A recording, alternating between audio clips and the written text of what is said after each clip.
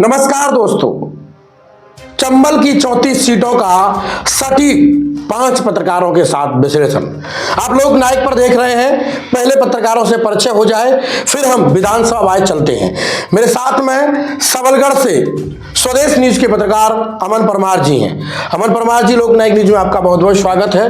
बहुत बहुत धन्यवाद। मेरे साथ सरेंद्र सिकरवार वरिष्ठ पत्रकार जी हैं, वो भी हैं, उनसे भी जानेंगे। दर्शकों सभी को सादर नमस्कार। मेरे साथ सरेंद्र सिकरवार भी हैं, जो आपको बताएंगे जी कि अशोकनगर शिवपुरी में किसका पड़ला भाली है।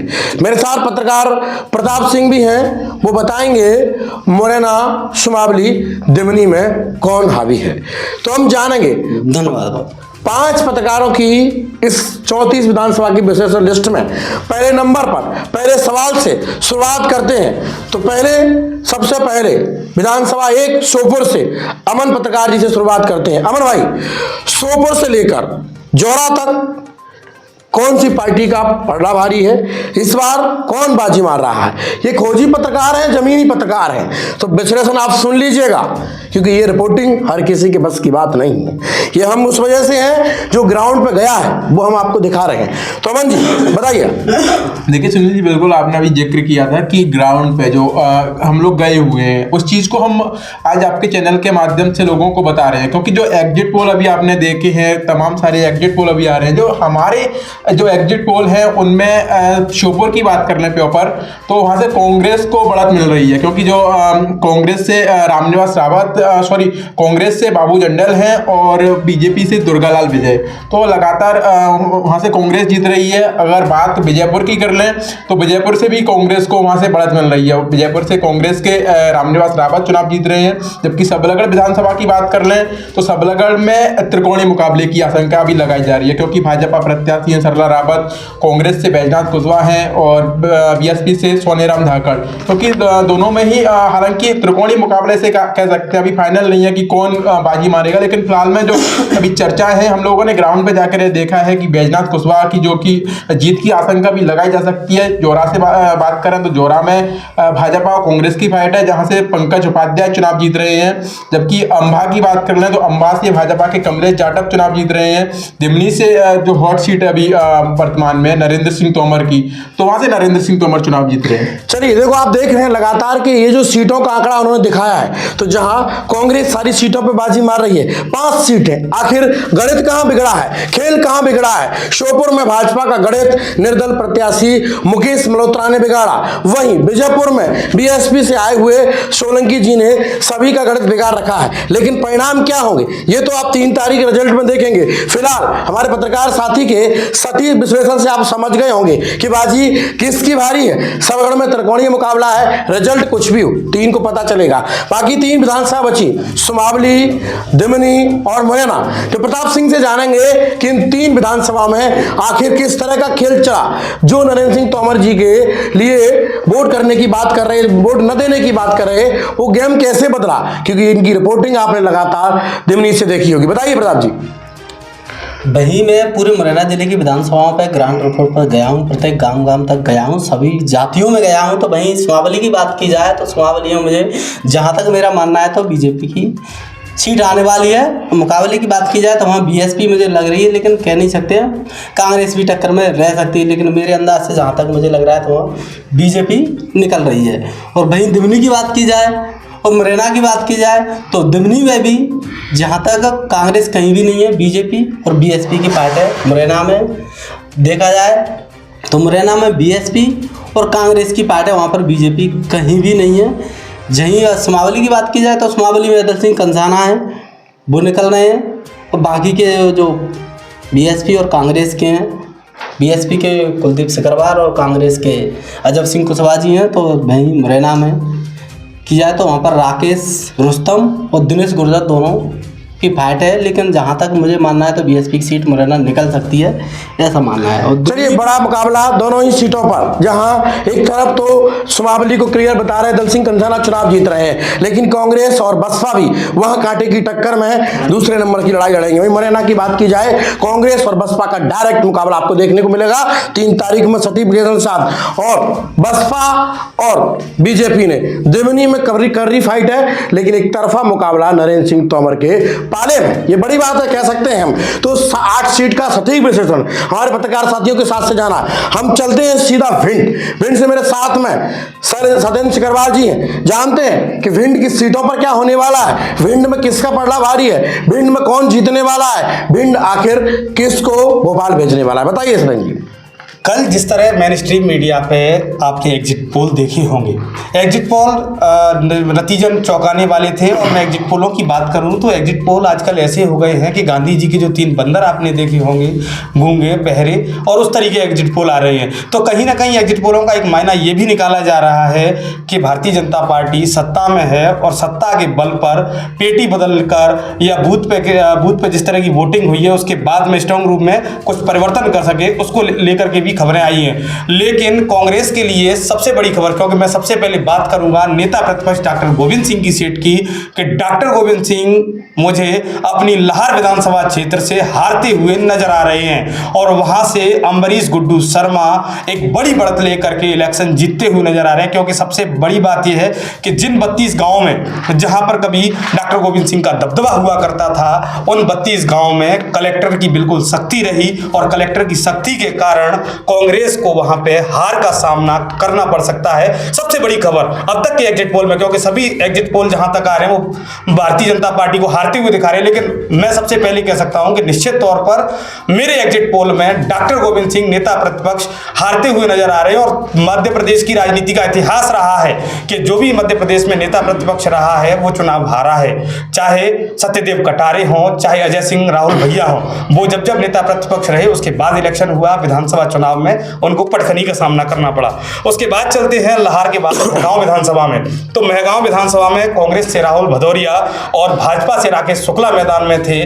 तो उस सीट पर सीधे तौर पर भारतीय जनता पार्टी के राकेश शुक्ला चुनाव जीतते हुए नजर आ रहे हैं, क्योंकि क्षत्रिय वोट जो कुछ छुटमुट वोट था वो राकेश शुक्ला के पक्ष में चला गया। कहीं ना कहीं अन्य फैक्टर भी काम करे तो उसमें निश्चित तौर पर भारतीय जनता पार्टी के ही कुछ लोग थे जो राकेश शुक्ला को कमजोर करने की कोशिश कर रहे थे।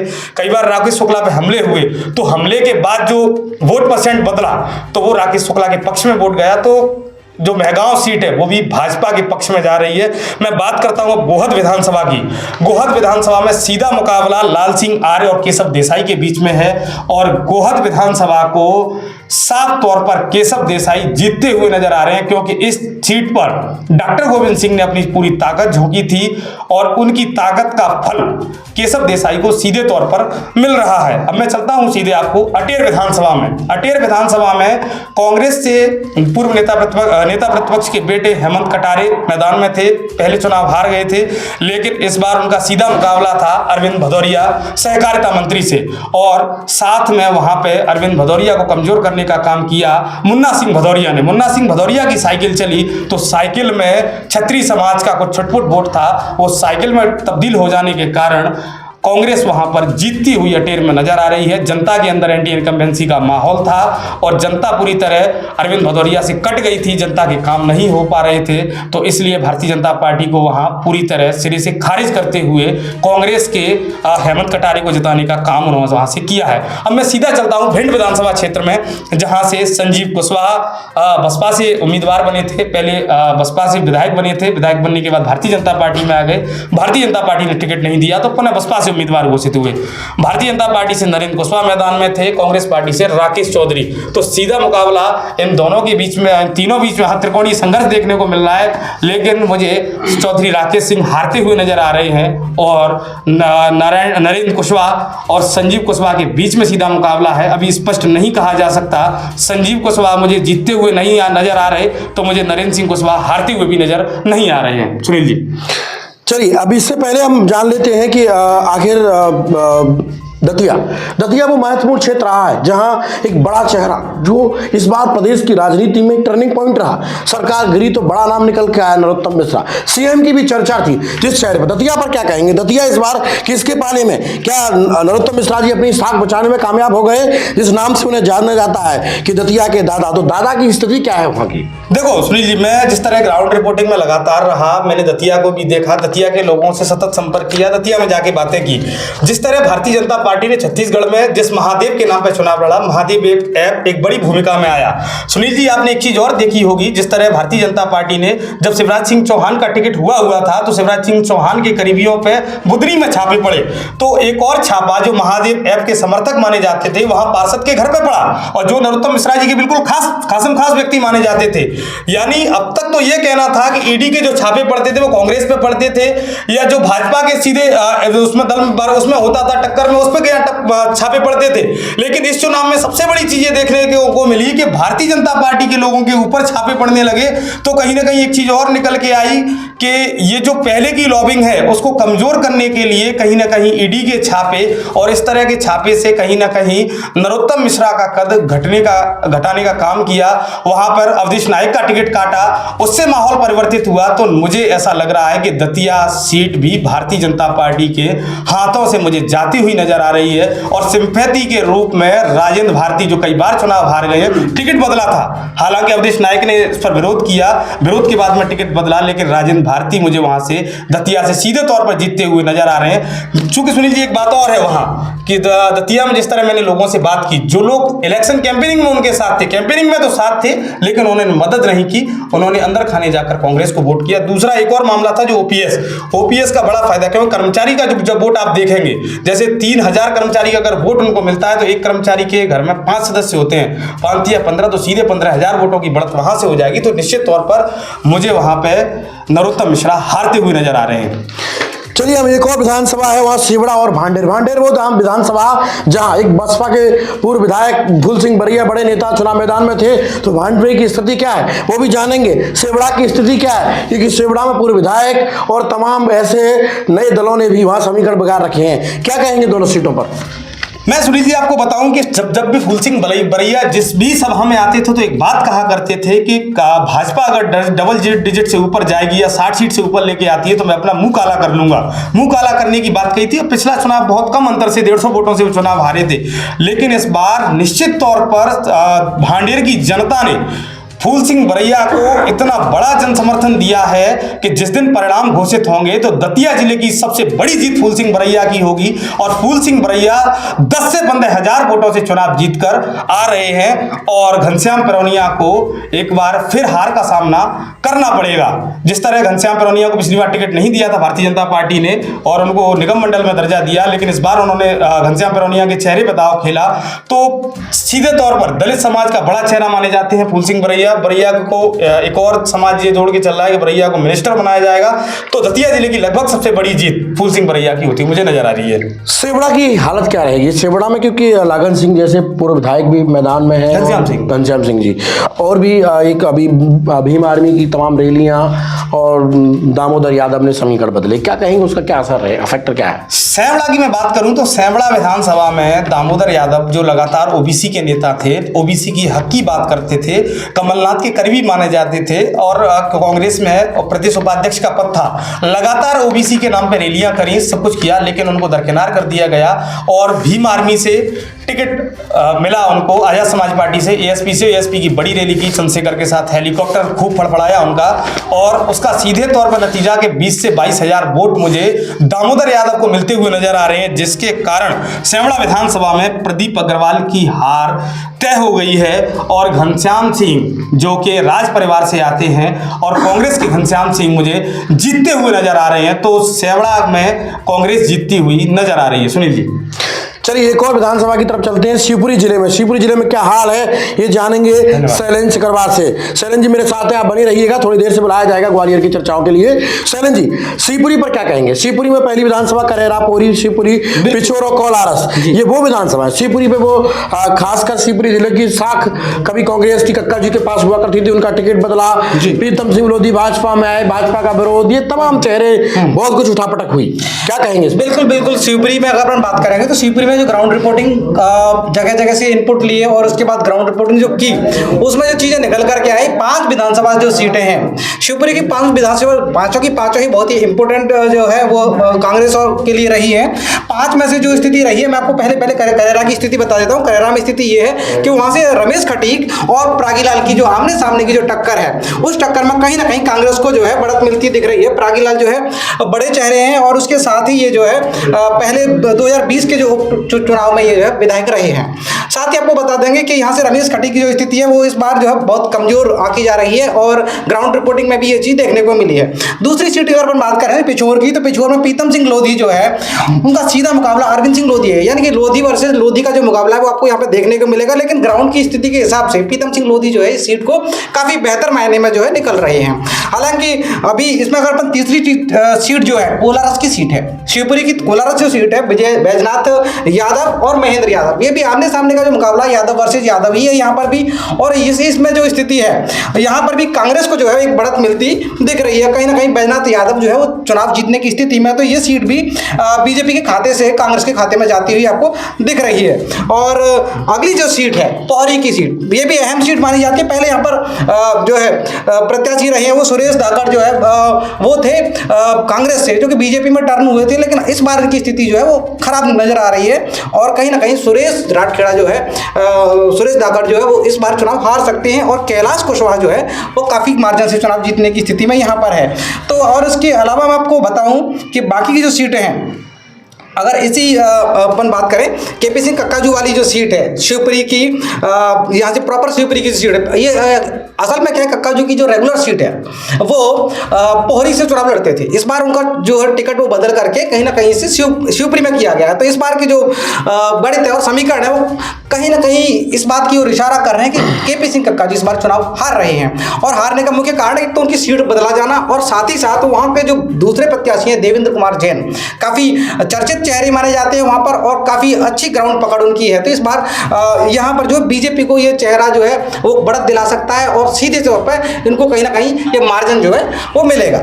तो ये जो चेहरा है, ये सीट सीधे तौर पर कहीं ना कहीं भाजपा के खाते में जाती हुई देखकर। अब हम बात करें अगले जिले की। अगला जिला जो है अशोकनगर। अशोकनगर की 3 सीटें हैं, तीनों की तीनों अहम सीटें हैं और तीनों ही सीटें जो है, इन 3 सीटों में से सीधे तौर पर 2 सीटें जो है कांग्रेस के खाते में और 1 सीट भाजपा के खाते में।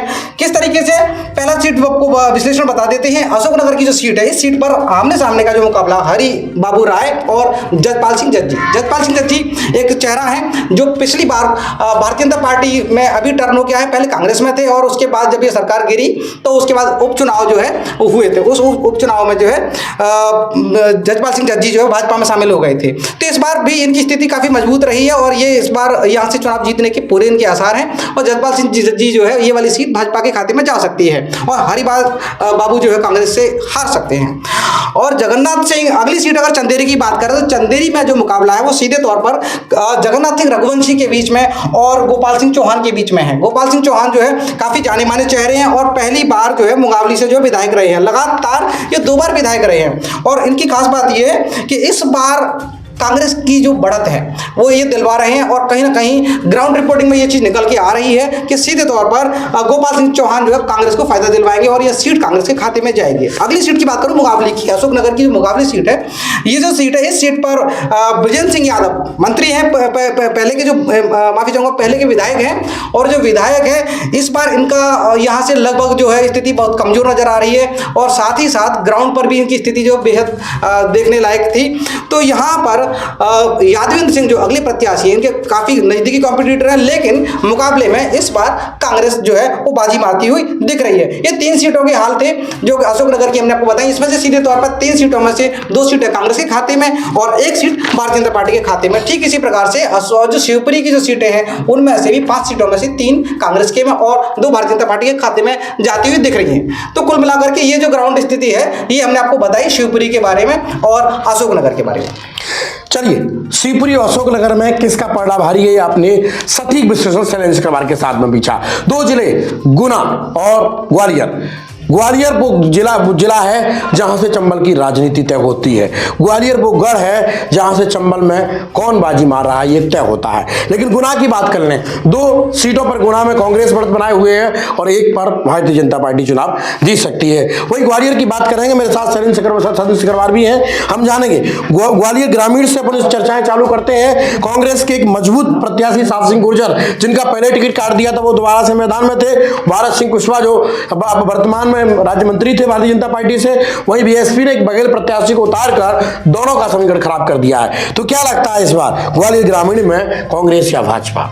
ग्वालियर ग्रामीण में सुनील जी मैं आपको बात बताऊं कि जिस तरह साहब सिंह गुर्जर और केदार कंसाना भी टिकट मांग रहे थे, केदार कंसाना का टिकट काटा, अंदर खाने उनका विरोध हुआ, जिलाध्यक्ष बनाने की भी बातें चली, लेकिन जिस तरह जनता का जो मत था वो भाजपा की एंटी इनकम्बेंसी के कारण कहीं ना कहीं मुझे साहिब सिंह गुर्जर के पक्ष में मतदान होता हुआ दिख रहा है और साहब सिंह गुर्जर इस बार मुझे वहां से जीतते हुए नजर आ रहे हैं। चलिए, साहब सिंह गुर्जर ग्वालियर ग्रामीण से जीतते हुए नजर आ रहे हैं। दूसरी ग्वालियर चलते हैं, ग्वालियर शहर में जहां सुनील शर्मा प्रद्युम्न सिंह तोमर के बीच में बड़ा मुकाबला, दोबारा टक्कर, क्योंकि इससे पहले उपचुनाव में भी प्रद्युम्न सिंह तोमर बाजी मार चुके हैं, लेकिन तीसरा चुनाव प्रद्युम्न सिंह तोमर का, क्या लगातार हेक्टर दे पाएंगे या फिर इस बार सुनील शर्मा बाजी मार जाएंगे, क्या लगता है? देखो सुनील जी, मैं आपको बताऊंगा, आपने देखा होगा कि प्रद्युम्न सिंह तोमर की जो कलाएं हैं, कभी खंबे पे चढ़ जाते हैं, कभी शौचालय में की नाली में, कभी गटर में सफाई करते हुए नजर आते हैं। एक वो उस नेता की एक खासियत है कि प्रद्युम्न सिंह तोमर लगातार जनता के बीच में रहते हैं, जनता की सुनते हैं, अपने आप को जनता का बेटा और जनता का मंत्री बताते हैं। तो निश्चित तौर पर उन्होंने जनता के लिए काम किया है। मैं इलेक्शन की बात करूं कि इलेक्शन कैंपेनिंग में जब मैं ग्वालियर में था तो ग्वालियर में रात के 12-12 बजे 1-1 बजे तक वो जनता के साथ में थे, संवाद कर रहे थे। अलग अलग कास्ट वाइज उन्होंने लोगों को बुलाया था और जो जिस तरह कैंपेनिंग कर सकता था उनके बीच में जाकर के उस तरह के कार्यक्रम उन्होंने किए। और ब्राह्मण समाज का कैंडिडेट होने के बावजूद भी उन्होंने ब्राह्मण महापंचायत बुलाई, जिसमें तमाम सारे ब्राह्मणों के पैर पूजने का काम तक उन्होंने किया। तो निश्चित तौर पर मुझे प्रद्युम्न सिंह तोमर वहां से जीतते हुए नजर आ रहे हैं। चलिए, एक बड़ी सीट ग्वालियर की, प्रद्युम्न सिंह तोमर अगर जीतते हैं, एक और बड़ी सीट ग्वालियर में पूर्व सीट है जहां सतीश सिकरवार जो पहले विधायक थे और माया सिंह, एक सीट है मध्य प्रदेश में जहां महल की साख दाव पर है, क्योंकि अब की बार महल का कोई रिश्तेदार इलेक्शन लड़ रहा, केवल माया सिंह। तो ग्वालियर की पूर्व सीट से सतीश सिकरवार को माया सिंह टक्कर दे रही हैं और यहाँ कहा जाए सिंधिया परिवार की साख दाव पर है। क्या सिंधिया परिवार साख बचाने में कामयाब हो जाएगा? क्या माया सिंह यहाँ इलेक्शन जीत जाएंगी? क्या फिर सतीश पुनः विधायक बनकर एक नया इतिहास रखेंगे? क्या लगता है सत्यन जी? सुनील जी, जिस तरह मैं बात करूं सतीश सिकरवार जी की विधानसभा में, मैंने लगभग 35 से 40 पोलिंग बूथ पे गया और अलग अलग कोने में जाकर के मैंने लोगों का मन समझने की कोशिश की। तो गलियों की हालत ऐसी है कि खस्त हालत है, वहाँ गलियाँ अच्छी नहीं थी, विकास के नाम पर वहाँ झुंझुना है, केवल विकास नहीं हुआ।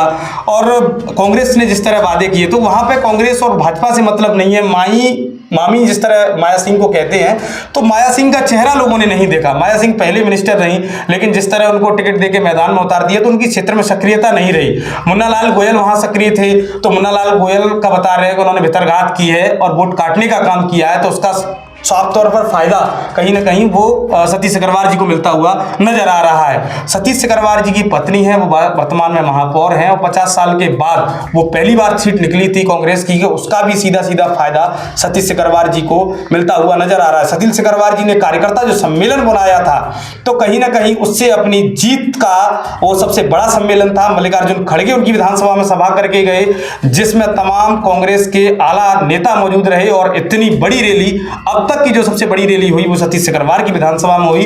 तो निश्चित तौर पर सतीश सिकरवार उससे विधायक बन रहे हैं और माया सिंह बुरी तरह चुनाव हार रही हैं। देखो, बड़ी बात है, महल की साख डूबने वाली है, माया सिंह चुनाव हारती हैं तो लाजमी बात है सिंधिया की साख पर कैसे बचाने में कौन कामयाब होंगे सिंधिया जी। दूसरी बात, इस तरह से चंबल का रुझान है, उसमें कांग्रेस बाजी मार रही है। अगर ऐसा होता है तो चंबल की राजनीति में फिर एक नया इतिहास लिखा जाएगा। दूसरा चलते हैं, एक बड़ी सीट दक्षिण ग्वालियर, जहां पर नारायण सिंह कुशवाहा जो मंत्री भी रह चुके हैं भारतीय जनता पार्टी से, फिर हारे प्रवीण पाठक चुनाव जीते। वो प्रवीण पाठक जो लगातार सिंधिया और महल पर निशाना उठाते रहते हैं, वो प्रवीण पाठक जहां सड़क पर पहुंच जाते हैं, अगर कोई मोटरसाइकिल भी रोक दे तो वो प्रवीण पाठक जो विकास की बात करते हैं। तो क्या विकास की दम पर प्रवीण पाठक दोबारा वापसी कर पाएंगे या फिर ये सीट नारायण सिंह कुशवाहा के खाते में जाएगी, क्या लगता है सदन जी? सुनील जी, मैं प्रवीण भाई की विधानसभा में गया था, नारायण सिंह कुशवाहा जी से भी मैंने इंटरव्यू करने की कोशिश की, लेकिन लोग अधिक थे, मेरा इंटरव्यू नहीं हो पाया। लेकिन जिस तरह मैं गया तो प्रवीण ने जो क्षेत्र के लिए काम किया वो एक अपने आप में मिसाल है। 1400 करोड़ रुपए का जो एलिवेटेड ब्रिज है वो एक सबसे बड़ी सौगात ग्वालियर चंबल को प्रवीण के द्वारा दी गई। 1000 बेड का जो अस्पताल बनाया वो प्रवीण पाठक के द्वारा बनाया गया। और जिस तरह प्रवीण पाठक महल में निशाना साधते हैं, क्योंकि उन्होंने सीधे तौर पर मन से कहा कि विकास के नाम पर ग्वालियर शहर में उड़ रही है धूल और विकास के पैसों से महल में खिल रहे हैं फूल, तो उसका खामियाजा कहीं ना कहीं प्रवीण पाठक को भुगतते हुए नजर आ रहे हैं। कि जिस तरह वहां ग्वालियर दक्षिण में नोट बट रहा था, शराब बट रही थी, जिसकी शिकायत कर रहे थे, कलेक्टर से लड़ते हुए तमाम सारे वीडियो भी वायरल हुए, धरने पर भी बैठ गए थे प्रवीण पाठक। आपने सुनील जी देखा होगा कि देर रात तक वहां मतदान चला। अवाड़पुरा का जो क्षेत्र है और वहां के जो दलित बस्ती है, मलिन बस्ती से हेमसिंह की परेड की तरफ, तो वहां रात के लगभग देर रात तक वहां मतदान चला और मतदान के लिए कलेक्टर से उनको लड़ना पड़ा और कहा कि आप सीधे भाजपा के एजेंट के तौर पे काम कर रहे हैं। तो कहीं ना कहीं उन्होंने महल के अपने ज्योतिरादित्य सिंधिया के जो पीए हैं मिश्रा जी, उन पर भी आरोप लगाए कि मिश्रा जी के स्वयं पैसे बांट रहे हैं। पैसे बांटने के आरोप को लेकर, इन सब को लेकर के कहीं ना कहीं ऐसा लग रहा है कि प्रवीण पाठक इस बार चुनाव हारते हुए नजर आ रहे हैं मुझे, और धांधलेबाजी के कारण जीत रहे हैं। तो मुझे नारायण सिंह कुशवाहा वहां जीतते हुए नजर आ रहे हैं। तो कहीं ना कहीं वो सीट है वो नारायण सिंह कुशवाहा के खाते में जाती हुई नजर आ रही है। ग्वालियर की एक और बड़ी सीट जहां से पूर्व मंत्री लाखन सिंह फिर मैदान में हैं और यहां टक्कर दे रहे हैं सिंधिया समर्थक मोहन सिंह राठौर, जो कभी सिंधिया के खास हुआ करते थे, डबरा की राजनीति बदला करते थे, आज वो खुद मैदान में। तो क्या मोहन सिंह राठौर जो सिंधिया के खास माने जाते हैं वो सिंधिया की साख बचाएंगे? क्या मोहन सिंह राठौर इस बार लाखन सिंह को पटकनी देंगे? क्या मोहन सिंह राठौर अगर भितरवार जीतते हैं तो एक नया इतिहास रखेंगे? क्या लगता है सदन जी? सुनील जी, मैं लाखन सिंह जी की बात करूं कि लाखन सिंह पहली बार बसपा से विधायक बने थे और लगातार वो चुनाव जीतते आ रहे हैं, कोई चुनाव अब तक नहीं हारे, लगातार अजय रहे हैं लाखन सिंह। लाखन सिंह जी की बात करूं कि उनका इलेक्शन मैनेजमेंट इतना शानदार है कि उनके भतीजे जो जौरा से टिकट मांग रहे थे वो जौरा में एक दिन भी नहीं दिखे, सीधे तौर पर अपने चाचा के लिए कैंपेनिंग करते हुए पूरी तरह मुझे भितरवार में नजर आए। उनके जो भाई हैं या उनकी जो टीम है, उनकी सक्रियता है, उनकी बहू भी थी, वो कहीं ना कहीं अपने चाचा के नाम पर वोट मांगती हुई नजर आई। और अगर मोहन सिंह राठौर को टिकट दिया था, वहां से भाजपा के तमाम बड़े नेता दावेदारी कर रहे थे, अगर वो टिकट उनको होता तो शायद वो सीट भाजपा के खाते में जा सकती थी। लेकिन अब ये भले ही 7 और 8 हजार के मार्जिन से जीत रहे हों, लेकिन ये सीट सीधे तौर पर कांग्रेस के पाले में जाती हुई नजर आ रही है और लाखन सिंह भितरवार सीट से पुनः विधायक बन रहे हैं। एक और बड़ी बात, अंतिम विधानसभा डबरा, वो विधानसभा जहां से पूर्व कैबिनेट मंत्री इमरती देवी मैदान में, वही मुकाबला था उनका सुरेश राजे से, जिन्होंने 2020 में बाजी मारी थी, इमरती देवी को हराया था। लेकिन 2023 के चुनाव में क्या ये दोबारा से बाजी मारेंगे? क्या एक बार विकास की गंगा बहाने की बात करने वाली इमरती देवी, डबरा को जिला बनाने की बात करने वाली इमरती देवी भाजपा को जीत दिला पाएंगी? क्या लगता है सत्यन जी? देखो सुनील जी, मैं इलेक्शन के दौरान डबरा में गया तो डबरा में मैंने कई सारी चीजें देखी। इमरती देवी का एक बयान बड़े सीधे तौर पर वायरल हुआ। उन्होंने कहा कि गोबर का कीड़ा, और गोबर का कीड़ा तो कहीं से भी पुनः फिर वो आएगा, मैं खत्म नहीं हो पाऊंगी, इमरती देवी को कोई खत्म नहीं कर सकता। सुरेश राजे का एक वीडियो वायरल हुआ और वीडियो से उनकी खूब किरकिरी हुई, उनको आगे सफाई देनी पड़ी कि मुझे एक ब्लैकमेलर गैंग है, वो कहीं ना कहीं सक्रिय है और मुझे कहीं ना कहीं वो हराना चाहती है, इसलिए वो काम कर रही है। लेकिन सीधे तौर पर मैं बात करूँ, से उम्मीदवार थी सत्य प्रकाश पसेड़िया, वो भी कुछ खास नहीं कर पाई और वहां पर उन्होंने भाजपा का वोट काटने का काम किया और कहीं ना कहीं सत्य प्रकाश पसेड़िया के कारण इमरती देवी कमजोर हुई और जिसका सीधा फायदा सुरेश राजे को होता हुआ नजर आ रहा है। और डबरा सीट कांग्रेस के खाते में सीधे तौर पर जाती हुई नजर आ रही है, क्योंकि ये वो डबरा है जहां पर विकास की तमाम सारी बातें की गई, सिंधिया ने सभाएं की, लेकिन सिंधिया की सभाओं के बाद भी डबरा सीट मुझे बचती हुई भाजपा के खाते में जाती आ रही। डबरा में पुनः कांग्रेस होती हुई नजर आ रही है। तो ये आपने 5 पत्रकारों के साथ में जमीनी विश्लेषण देखा। विश्लेषण हमारा तो ये है 3 तारीख में रुझान क्या रहेंगे उसको भी मिलाएंगे, क्या हमारे सर्वे में कोई गलती हुई, ये सब 3 तारीख को आप देखना, क्योंकि हमने ज़्यादातर है उन विधानसभाओं से आपको ग्राउंड रिपोर्टिंग दिखाई थी जहां हमने काम किया था। सभी पत्रकारों के साथ में ये विश्लेषण आपको दिखाया।